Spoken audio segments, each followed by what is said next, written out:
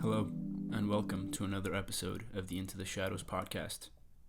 As always, I don't claim to be an expert or an authority on any of the things I discuss. I'm simply sharing my thoughts and ideas based on my own life experiences. In today's episode, I'll be exploring the idea of infinity in the cosmic sense and our relationship to it.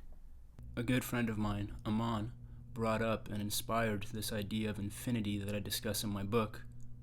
The idea of infinity is a universally held concept which crosses multiple disciplines, from science to faith and everything in between.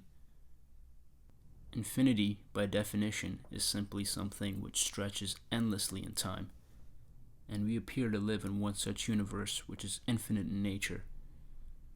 Now, when we examine this life, this world, this universe, from a scientific perspective, we know that it all started with a Big Bang.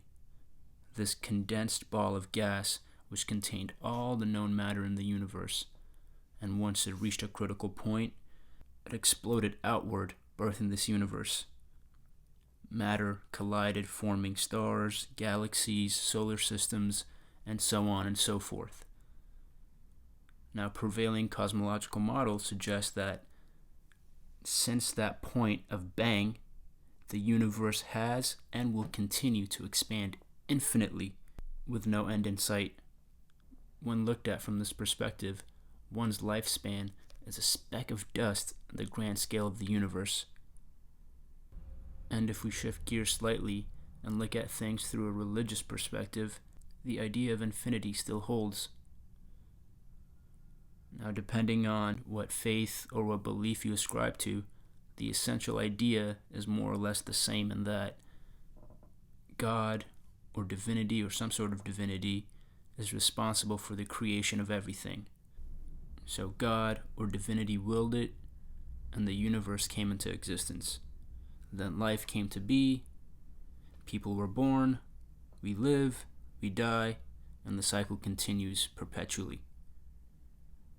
Depending on what you ascribe to, heaven, hell, moksha, liberation, rebirth, these are all thought to be eternal states, meaning forever, and forever is an infinite time frame.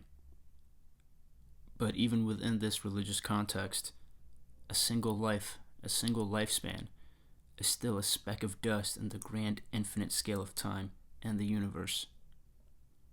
We're very small when compared to the grand chain of everything. And speaking from experience, once you start to look at the grand scale of the universe, finding meaning and value to your life becomes a daunting task. Where do we fit? What is our place? What is my place in this infiniteness? What is my purpose in life? Is there a purpose to life? The Buddha once said, one's purpose in life is to find purpose. But can it be that simple? The honest answer is I don't know.